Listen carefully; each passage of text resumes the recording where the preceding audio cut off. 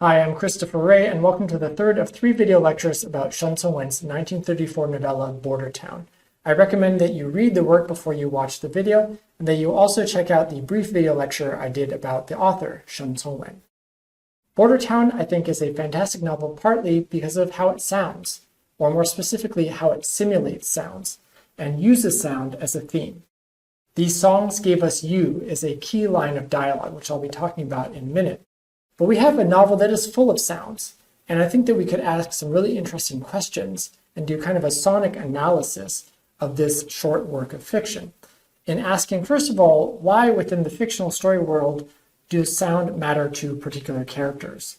But then we could also ask questions about the craft of fiction, about what literary devices does Shen Congwen use to shape how we hear and not just read a novel. So I want to spend a little time identifying a few acoustic motifs within this novel.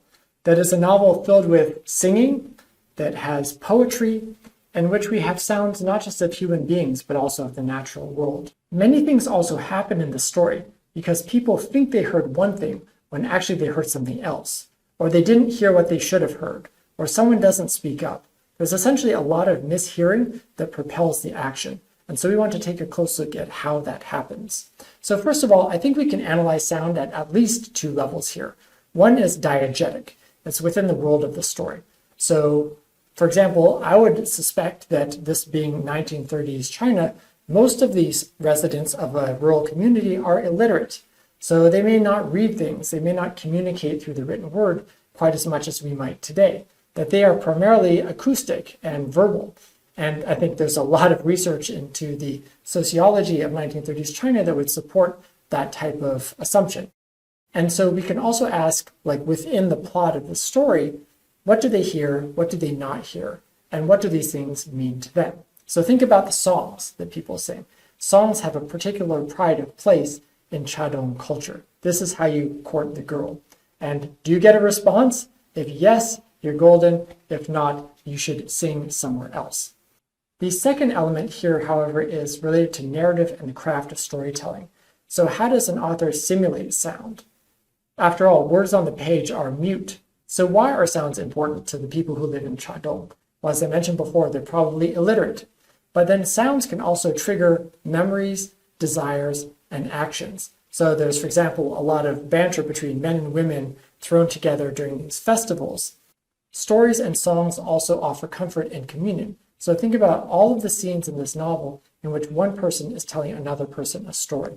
But let's back up a little bit. How do we hear the story? Well, we hear a lot of music from our main characters. We have these anonymous men from the local community singing to their lady loves. We don't learn all of their names, but we learn that this is a custom, as is the drumming and the cheering and all of the hubbub of the waterfront during the festivals. There are also particular scenes like Cui Cui, hearing from afar the sound of the horn that accompanies a bridal procession, and she ends up ferrying that procession across the river.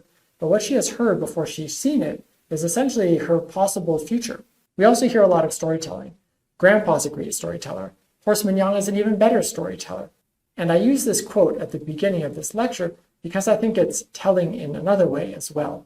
So in the original version of the novel, Grandpa answers Cui Cui, what happened? That would take a long time to tell. The important thing is that these songs gave us you. After that, Grandpa fell silent. He did not add, the songs gave us you, and then they took away your father and mother.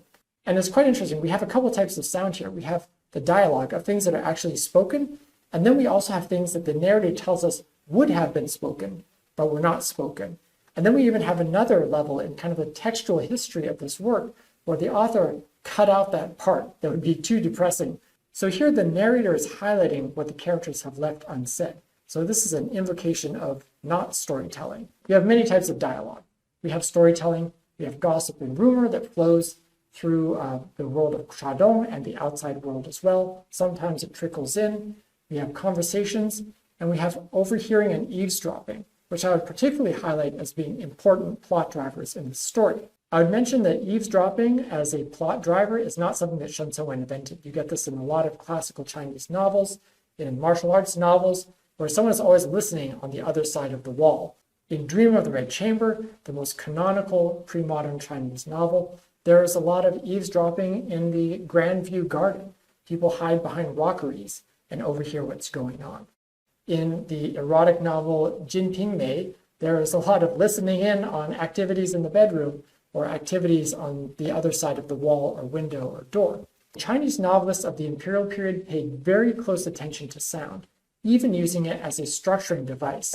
So for example, you would have somebody eavesdropping on someone else, and then the narrator would ask the reader, you want to know who was listening in? You'll have to find out in the next chapter. And then you turn the page and you find out what was really going on. In this novel, there are many scenes involving mishearing. For example, Cui Cui waiting for her grandfather after the festival has ended. Number 2 comes along, tries to say something helpful, and she misinterprets his comment because she doesn't recognize him. So we could ask this broader question about how sound functions as a part of the narrative. And I would say we can identify a few things right off, that it cues narrative transitions. For example, that passage in which the drum beats from the festival carry Cui Cui's imagination back into the past. Then we have a flashback, or foreshadowing, where Grandpa at one point sings a song about puncture buying rapids. And later, number 1 dies in those very rapids. So we have foreshadowing. We also have sound being used to create suspense. So in this conversation between grandfather and other people about Cui Cui's fate, there's a drawing out of this moment. We're kind of waiting to hear what is the final word, but we don't hear it until kind of it's too late. I think that sound contributes to the overall feeling of a sensory ambiance to the place of Chadong and the novel as a whole. And as we mentioned, sound also drives plot developments in very clear ways. I would even add, why is this a lyrical work? Why might Shen Congwen be a master of lyricism? Well, we have passages like this, in which Grandpa breaks out into song, and there's a flute accompanying him, and the reverberating strains of song brought out the stillness all around. And students of pre-modern Chinese poetry will recognize this type of trope. Cicadas chirp, the grove turns quieter still. Birds sing, the mountain grows more remote. Finally, let's talk a little bit about the sound of fate. Let's consider some of the ways that the plot progresses because of misunderstandings. So for example, Cui Cui misunderstands number 2's intentions. We gave that example earlier. Grandpa misidentifies who is doing the singing, and when he approaches the first young man, that man gets so upset he goes down the river to his doom, which Grandpa could have no way of knowing would happen.